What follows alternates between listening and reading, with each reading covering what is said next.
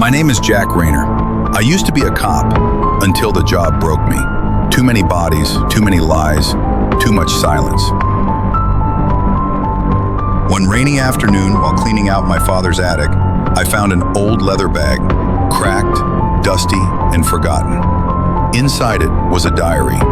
But not just any diary. This one belonged to a man the world's nearly forgotten. Detective Voss. They called him a legend in hushed tones, a ghost who walked into impossible crimes and walked out with the truth. He didn't carry a badge. He carried answers. No records, no interviews, no glory, just these stories.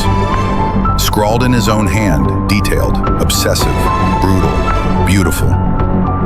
I've decided to read them to you, case by case, word for word, to honor the man behind the mysteries, and to understand how a mind like his saw the world.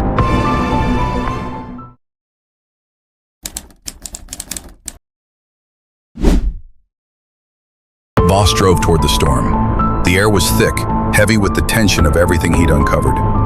In his passenger seat sat the map, the notebook, the reel labeled Symphony, and a copied set of files from Echo Vault. Every step had brought him closer to the truth, but the cost was growing. Sleepless nights, memories that didn't feel like his, dreams that whispered secrets in voices not his own. Now, he was heading for Vex Industries, the real source, the puppet master behind Halpern, Lens, and the entire Memory Project. Hidden beneath their sleek public brand of neural AI and biotech innovation was something darker, and the only way out was through. The Vex compound was located just outside Chicago, disguised as a data analytics firm. But behind the guarded gates and fingerprint scanners was a bunker that held decades of secrets. Voss had already planned how to break in. Through Halpern's notes, he'd found a list of legacy staff and one contact who still owed him favors from his days on the force. Using a forged clearance badge and a flash drive loaded with outdated access protocols, Voss slipped through the cracks of the security system. Deep underground, through steel corridors that hummed with quiet menace, he found it, the vault. A chamber more like a cathedral than a lab. High ceilings, rows of glass data tanks glowing with soft blue light.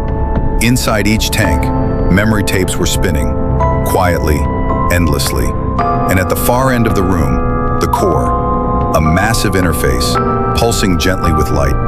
On its screen, data streamed like rainfall. Voss stepped closer. "Welcome, Subject 33. The screen blinked. He froze. The system had recognized him. Not his ID, him. He reached into his coat and pulled out the Symphony tape. "Let's end this," he whispered. He inserted the tape into the reel slot at the console. The moment it connected, the lights dimmed. The core's pulse quickened. The voices from the tape filled the room. "I am awake. I remember. You are not you." The tank lights flickered. A secondary screen activated, showing stored profiles, names, faces, thousands.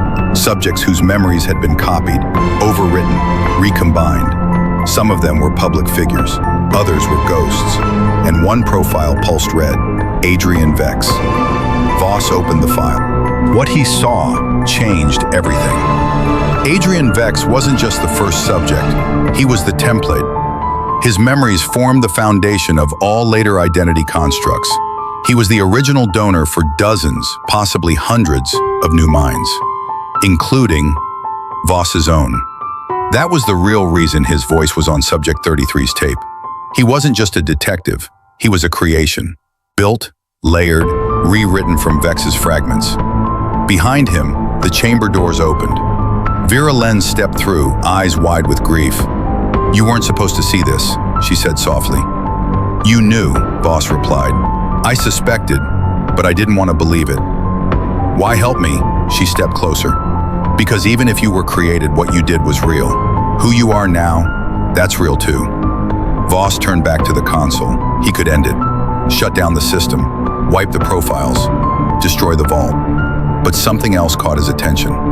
A locked archive, one labeled Project Echo, Master Record. It required voice authentication. He hesitated. Then he said quietly, Voss. The screen blinked green. It opened. Inside was a recording. Video. Static at first, then clarity. A man sat before the camera, early 40s, tired, eyes haunted.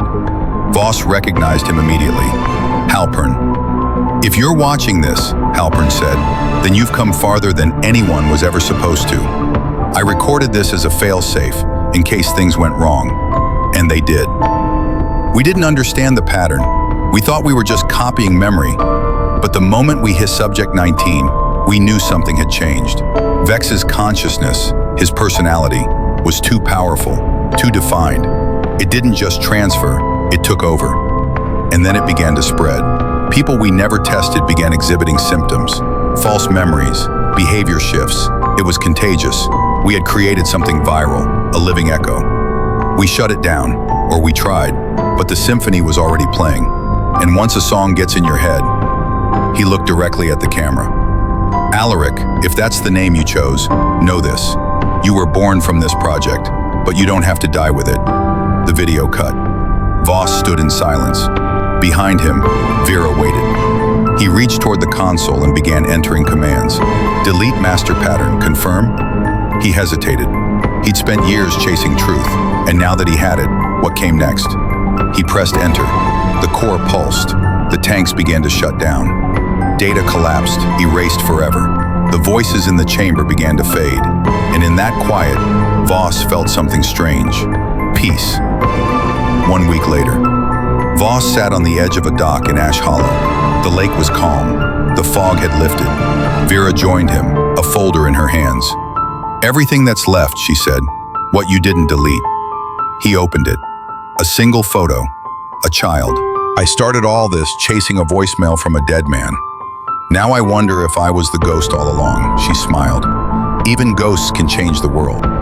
And that was the case of Adrian Vex, solved but not without cost. Voss had uncovered the truth. He had pulled the curtain back.